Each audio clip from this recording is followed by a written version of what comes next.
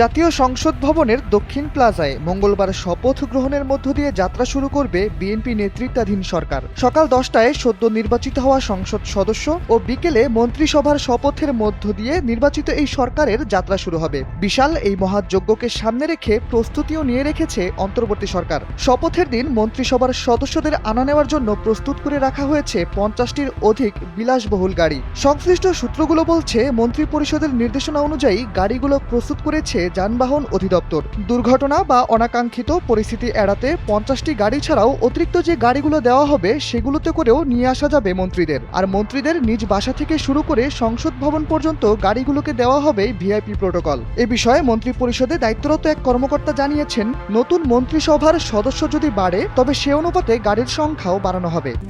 RICL TMX, যুগের পর যুগ স্থাপনা থাকে মজবুত।